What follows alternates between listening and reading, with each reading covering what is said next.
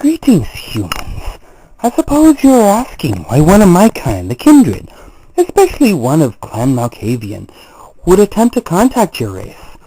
And so I ask you this. Why would one of my kind want to contact your kind? Perhaps it is because I am bored. Or perhaps it is because I find the path your race has chosen to be most amusing, yet cosmically tragic. Whatever the reason is, it matters not.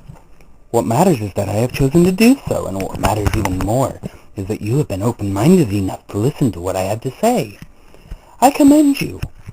Most humans fear the darkness, and so they become judgmental, running like stampeding cattle from it, rather than learning from it and what it has to teach them. One of my catchphrases is to embrace the inner insanity. This quote has been, shall we say, misconstrued. When I use this quote, I mean not to use it as an excuse to act selfishly, but more as a mantra of personal acceptance. We all have a dark side, a shadow self if you will.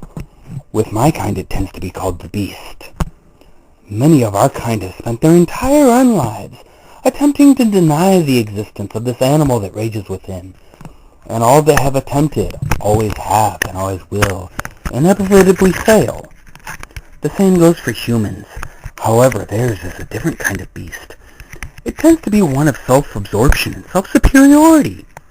The problem with any purist way of life is that the stronger it is taken to the extreme, the more sway it tends to have over our very existence. We kindred always fear the day when our resolve and willpower finally give out, and we succumb to the beast. Amusingly enough, so do humans. The only difference in the logic is what travels through their minds. We hear stories every day of devout priests causing innocent children to suffer for their own purposes. Might I add that there is nothing wrong with faith. We kindred hold on to it every night, that we may finally find a way to overcome the beast's grasp on our consciousness. Some of us have found a way to overcome this oppressor that would turn us into a raving animal. The trick that so many kindred seem to have missed in their desperation to deny the existence of such a flaw is that rather than chain it down to the floor, unable to move, you should put it on a leash. Give it some freedom, some room to roam around. Give the beast a way to exert its energy, something to occupy its time, if you will. I believe you humans call this technique a coping skill. The world is full of them, from addiction to abuse, all the way down to murder. This coping skill I last mentioned is perhaps the closest a human can come to the equivalent of a resolve-broken kindred, one that has succumbed to the beast. Perhaps this is why humans tend to frown so much on killers, as does my kind to a kindred lost to the animal within. But might I add that not every coping skill is healthy. We see this every day. Humans relying on chemicals to fix their problems, relying on selfish desires to drown their sorrows in endorphins, and so many others. The trick is to find a coping skill that works without disrupting coexistence. I have been scoffed at many times by my peers, the kindred, for caring for humans. I have been told you are nothing but cattle, but I see what my short-sighted peers do not. Our existence is symbiotic to your own. We require humans for sustenance, and you require us as a way to project your fears. If not us, then some other creature that goes bump in the night. Either way, we can either run from this truth or accept it and attempt to better the situation.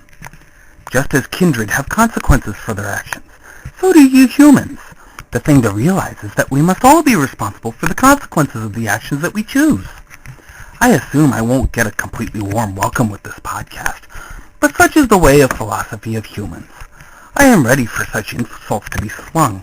In fact, I almost welcome them. Such is the consequence of a kindred dabbling in such tomfoolery, a subject beyond the grasp of most of his race. But I implore you, within this chest beats a heart very much human, though long ago shriveled and dried has it become. Amusing how so many of your kind have been driven by your own kind to the embrace, in essence giving up your humanity.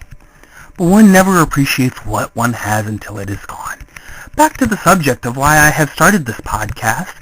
Perhaps it is so that you will not so willingly give up your humanity, as I did long ago through foolish and selfish actions. The embrace of the beast need not always be vampiric after all. I can feel the sun waking from its slumber. And so, my listeners, I must go until another day of darkness arrives. I bid you good morning and a pleasant day. Enjoy what I cannot and appreciate your humanity.